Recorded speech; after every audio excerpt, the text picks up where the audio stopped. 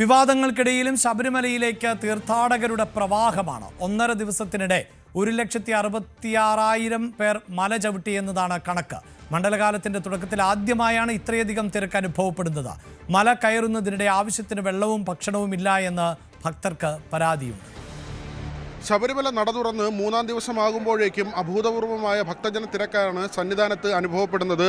10 മണിക്കൂർ വരെ വേണ്ടിവരുന്നു പമ്പയിൽ നിന്ന് സന്നിധാനത്തേക്ക് എത്താൻ. സാധാരണ നിലയിൽ നട തുറന്ന് ആദ്യ ദിവസങ്ങളിൽ ഇത്ര കണ്ട് ഭക്തജന തിരക്ക് അനുഭവപ്പെടാറില്ലാത്തതാണ്. പക്ഷേ മറ്റ് സംസ്ഥാനങ്ങളിൽ നിന്ന് വലിയ തോതിൽ ഭക്തർ ഇവിടേക്ക് எத்துന്ന ஒரு சாகரியமுண்டு.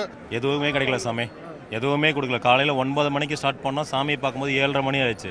7:30 மணி வரைக்கும் இடையில எங்கே தண்ணி இருக்கோ அது ஒன்று தான். சாப்பாடு கிடையாது, எதுவுமே கிடையாது. 2 இடத்துல பிஸ்கெட் கொடுத்தாங்க, அவ்வளவுதான். எந்த ஒரு ஃபெசிலிட்டியுமே கிடையாது, சுத்தமாக கிடையாது. கூட்டம் அதிகமாக தான் இருக்குது, பட் அதுக்கான ஒரு கண்ட்ரோல் இல்லை. அங்கே 100 பேராக கண்ட்ரோல் பண்ணி அனுப்புகிறாங்க, ஓகே. பட் குழந்தை பசங்க காலையில் 8 மணிக்கு சாப்பிட்டவங்க நைட்டு 10 மணிக்கு சாப்பிட்டாங்க. அப்போ எந்த லெவலில் ஸ்பெசிலிட்டி இருக்குது பாருங்க தேவஸ்தானத்தில். பாட்டில் கிடையாது இந்த சன்னிதானத்தில். சொல்லுங்க, எத்தனை வருஷமா வரோம்? No queue, no support, no food. Past 2 hours are waiting the queue. Management சரியில்லை. Yesterday evening 1:30 I came to line. Just now I came here. Even I have not take water and food and anything.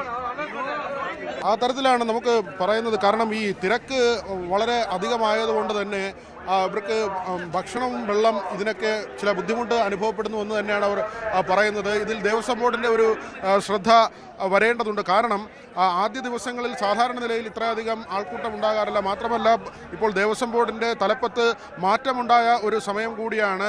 PS Prashant മാറി S Jayakumar എത്തിയ ഒരു സമയമാണ്. തുടക്ക ദിവസങ്ങളാണ്. പോരായ്മകളുണ്ടെങ്കിൽ അത് പരിഹരിച്ച് പോകേണ്ട ഒരു സാഹചര്യമാണ്. 90,000 പേരെയാണ് ഒരു ദിവസം കടത്തിവിടാൻ തീരുമാനിച്ചിട്ടുള്ളത്. 70,000 പേർ വെർച്വൽ ക്യൂ വഴിയും അതോടൊപ്പം 20,000 പേർ സ്പോട്ട് ബുക്കിങ്ങിലൂടെയും ഇവിടേക്ക് എത്തുമെന്നാണ് കണക്കാക്കുന്നത്. പക്ഷേ ഈ 1.5 ദിവസത്തെ കണക്ക് പരിശോധിക്കുമ്പോൾ 1,66,000 പേർ ഇതിനകം തന്നെ ദർശനം നടത്തിയിട്ടുണ്ട്. അതായത് സ്പോട്ട് ബുക്കിംഗ് പോലും ഇല്ലാതെ വരുന്ന ആളുകളുണ്ട്. ഇവിടെ വരുന്ന ആളുകളെ നിരാശരായി മടക്കി വിടുന്നില്ല എന്നതാണ് ഏറ്റവും വലിയ പ്രധാനപ്പെട്ട കാര്യം. തമിഴ്നാട്ടിൽ നിന്നും അതോടൊപ്പം തന്നെ മറ്റ് സംസ്ഥാനങ്ങൾ, ആന്ധ്രയും കർണാടകയും ഉൾപ്പെടെയുള്ള പ്രദേശങ്ങളിൽ നിന്ന് എത്തുന്ന ആളുകളുണ്ട്. ഉൾപ്രദേശങ്ങളിൽ നിന്ന് വരുന്നവരുണ്ട്. അവർക്ക് ഇതിൻ്റെ രജിസ്ട്രേഷൻ ഉൾപ്പെടെയുള്ള കാര്യങ്ങൾ, അതിൻ്റെ ഒരു സാങ്കേതിക വശമൊക്കെ കൃത്യമായി അറിയാത്ത ആളുകളുണ്ട്. അങ്ങനെയുള്ള ആളുകൾ വന്നാൽ പോലും അവർക്ക് ദർശനം കൃത്യമായി നൽകുന്നതിന് വേണ്ടിയുള്ള സൗകര്യം ഒരുക്കിക്കൊണ്ടാണ് ഇപ്പോൾ ഇവിടെ നടപടിക്രമങ്ങൾ പുരോഗമിക്കുന്നത്. C വിനോദിനൊപ്പം VV Vinod, news 18 Sannidhanam.